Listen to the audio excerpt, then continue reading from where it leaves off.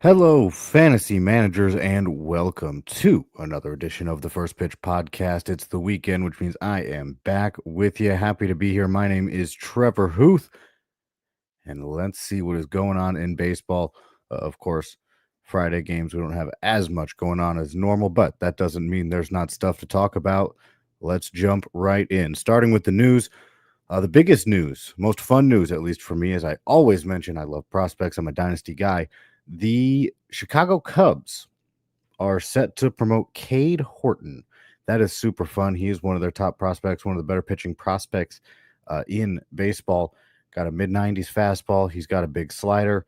There's some injury history there, but he is going to be promoted and going to make his debut. That could be a lot of fun. I mean, he's got a lot of ability, a lot of opportunity to create strikeouts. So Cade Horton getting promoted to the Cubs, a 40-man roster move. The corresponding move is still not announced. That should be incoming, but definitely fun news there for Cubs fans and, just baseball fans in general. The Yankees outright Carlos Carrasco. Again, no corresponding move quite yet that I saw, but Carrasco just hasn't quite, lived up to what he was doing in spring training, so he has been outrighted. Hunter Green having a great season. He's going to hit the 15-day IL with a groin strain. No word on how long they expect him to be out, anything like that. I mean, obviously, at least 15 days is on the 15-day IL, but a groin strain for Hunter Green is going to keep him out for just a little bit.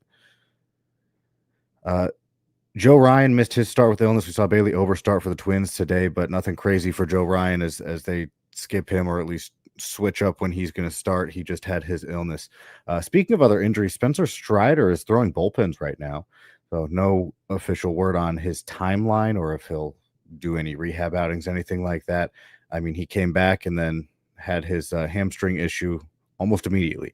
So Spencer Strider throwing bullpens, hopefully on his way back and hopefully going to be staying for a bit longer this time. I don't know if you've followed the Casey Lawrence and Seattle Mariners saga, but that is continuing on as Casey Lawrence has signed a minor league deal with the Mariners, but it has been absolutely insane, his journey so far this year.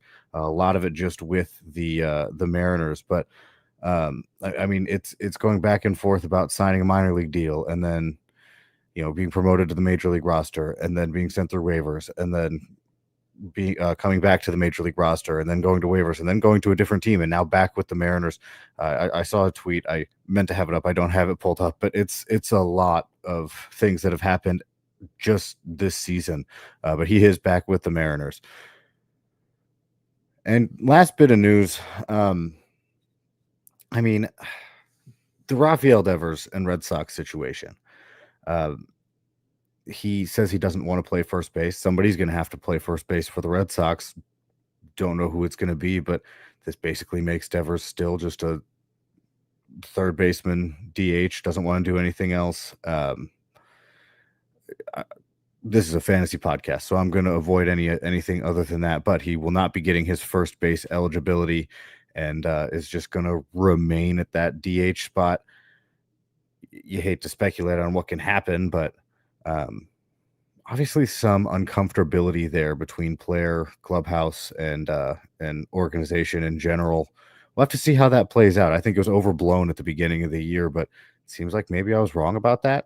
I don't know. It came out as a whole big story today. He doesn't want to play first base. So the fantasy implications of that are things are going to remain the same as of right now. And also, I guess he's not going to get first base eligibility. And Red Sox still in search of, hey, can we move someone to first base? I mean, it seems like they're just throwing out options left and right. Roman Anthony can play first base. Let's try moving, so-and-so there. Marcelo Mayer, whoever else. I guess they're looking for somebody who's willing to play first base. I don't know, I keep thinking Ron Washington from Moneyball, but maybe that's not the same case. It definitely isn't. All right, let's jump into some highlights from yesterday's games. Colt Keith, off to a very slow start for the Tigers, is catching fire as of late. He's hitting .333 with 3 of his 4 home runs on the season just in his last 7 games. That's 270 over his last 15 games that he's hitting. He had a home run in the doubleheader yesterday. He looks like he is getting comfortable and, finding his stride. He just looked kind of lost, and it's good to see him coming back. Spencer Torkelson remains hot. Oh my gosh. 5 for 9 in the doubleheader with 2 doubles and 4 RBIs.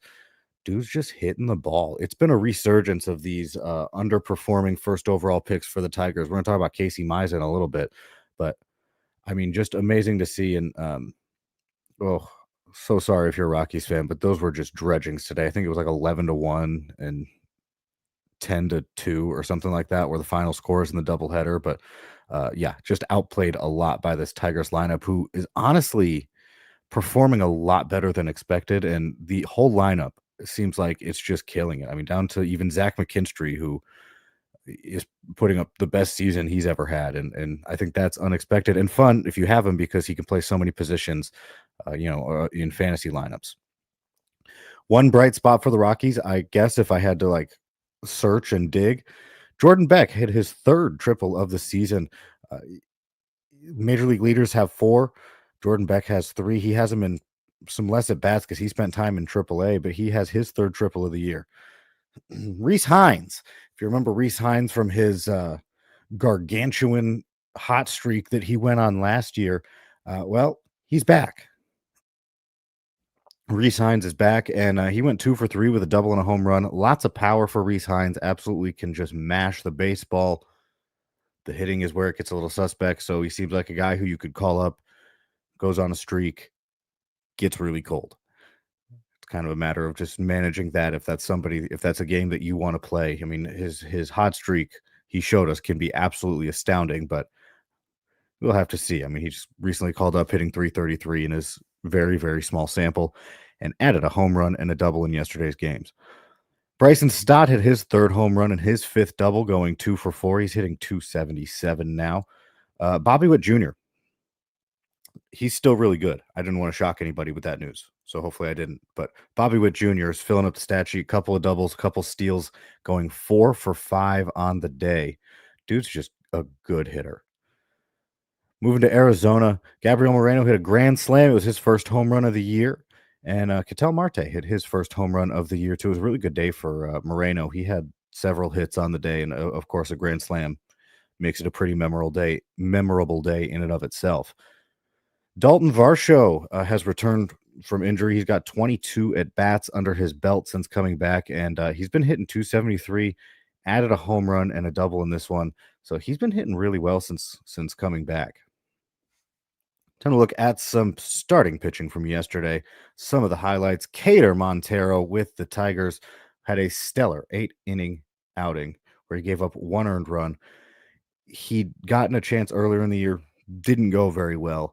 He only gave up 1 earned run across 8. Now he did walk 3 and only strike out 2. So fantasy-wise, Montero's still not somebody you're jumping at, but there is some potential there. I think he started to show that. Casey Mize, speaking of the first round picks or the first overall picks having their resurgence, 6 innings, 3 hits, 1 earned run, 8 strikeouts. I mean, this is the guy who Tigers thought they were getting all along. I think he's been looking like it this year. It's just great outing after great outing, and he has just been very solid. After a 6-run outing last time out, the guy that I've been crowning as someone who's rising into fantasy acehood, Mr. Spencer Schwellenbach, well, he bounced back pretty well in this one. 6 innings, 1 earned run, 6 strikeouts. So bounce back from a bad outing. Those happen every now and then, but Schwellenbach still just absolutely adore him and think the world of him as a fantasy pitcher. Nick Lodolo for the Reds went 6 innings, 7 strikeouts, gave up a pair of earned runs. Nick Lodolo's been doing pretty good this year too. But not to be outdone, Chris Bubich. Oh, he's been fantastic. Still fantastic, I should say. 7 shutout innings, 7 strikeouts, 1 walk. And, man, that's going to haunt me. I traded him last year in one of my dynasty leagues for a prospect that I didn't even wind up keeping. So he was a reliever at the time. It seemed to make sense. I was trying to build up the farm a little bit. But, yeah. Didn't see this one coming. He's been fantastic this year, continues to be. Again, 7 shutout innings, 7 strikeouts. Dean Kremer with the Orioles, 7 innings, 8 strikeouts, gave up a pair of runs. He lowers his ERA to 5.24 on the year. Brian Bello with the Red Sox.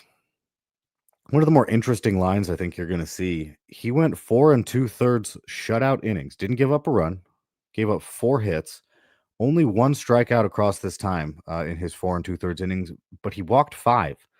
I just feel like you don't see a guy give up that many walks and not give up a run. So Brian Bello limiting damage, but definitely had his issues with control in this outing.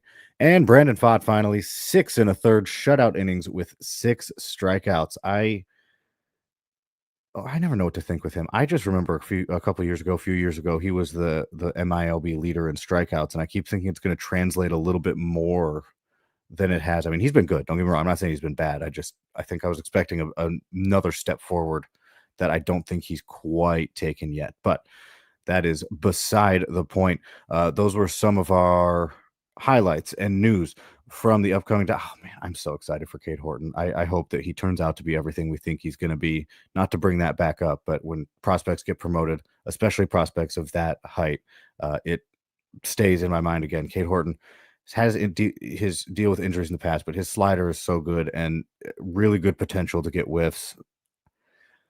We'll have to see how it plays out. I know the strikeouts will be there. Or at least I feel confident the strikeouts will be there. I'd said that with Job too, and they haven't quite been. But he has the ability to have those strikeouts. I just don't know how the rest of it's going to go. Time will tell on that one. But anyway, where I was going before I sidetracked myself again with some prospects is that we are going to take a quick time out here on the First Pitch podcast. When we come back, we're going to look at some of the pitching matchups coming up in today's games. I appreciate you joining me. This is the First Pitch podcast on Pitcher List. And welcome back to the First Pitch podcast on Pitcher List. My name is Trevor Hooth. We talked about some news. We talked about some of the highlights from yesterday's games. That means it is time to talk about today's games, looking at some pitching matchups. First one that stood out to me, Mitchell Parker I feel like Mitchell Parker has these fantastic stretches, and Mitchell Parker for the Nationals, numbers wise, always looks good. And everybody is always like, well, other shoes gonna drop, and with good reason. I mean, I don't know that much data or anything else really backs him as being as good as his numbers usually are, but I feel like the last 2 years, Mitchell Parker has started really well, and everybody's kind of like, well, the other shoe's coming. Watch out, watch out. And I think it's proven to be true. I mean, I'm not saying it's not proven to be true. My point is, he's kind of in the midst of one of those really good performances to start the year, and he's going to be taking on the Cardinals. So I feel like that's going to be a good matchup for him. Last time I predicted somebody against the Cardinals, I was wrong, and the Cardinals did really well. That's just how baseball works. But I feel like, odds wise, Mitchell Parker might be a decent play tomorrow for today's games. Max Meyer has given up 5 earned runs in his last 2 outings after looking like he's taken a real step forward. He's hit kind of a bumpy road. The good news on that front is that he has a matchup against the Chicago White Sox today. So we'll see. I mean, if he's ever going to bounce back, this is the lineup to do it against. I mean, nothing against the White Sox, but this is the lineup to do it against. So we'll see how Max Meyer bounce back. Could be an absolute drudging, especially if he has his big strikeout stuff. Could be a long day for that lineup. Gavin Williams is a guy that I was high on coming into the year, and I feel like I still am. But I feel like I maybe shouldn't be as high as I am. I mean, it just seems like he's been uneven is the way I would describe it. But he's still getting the strikeouts. I mean, he still has a pretty good strikeout rate, and it feels like something's going to happen here.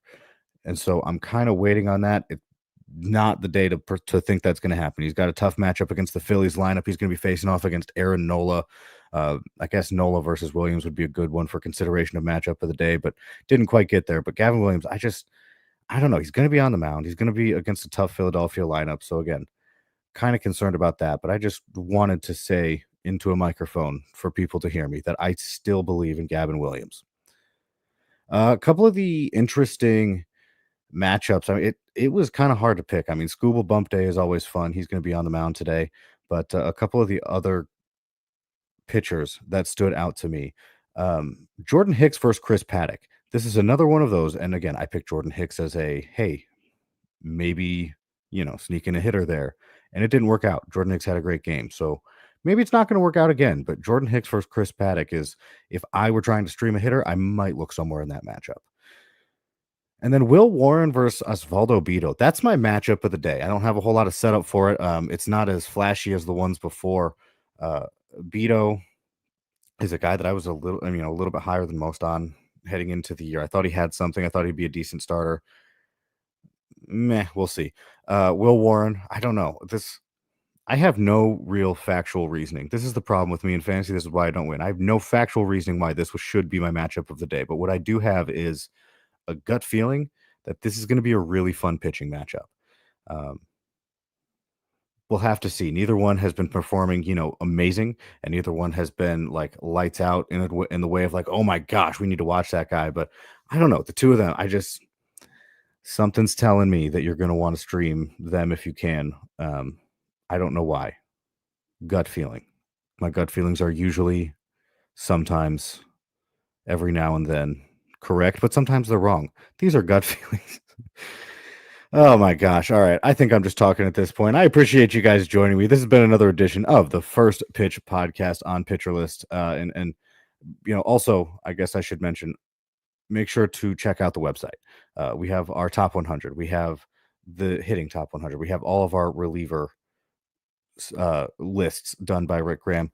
Fantastic content outside of that as well. And of course, we have our Discord. Make sure to join PL Pro. So with that, for sure, thank you for joining me. This has been another edition of the First Pitch podcast on Pitcher List.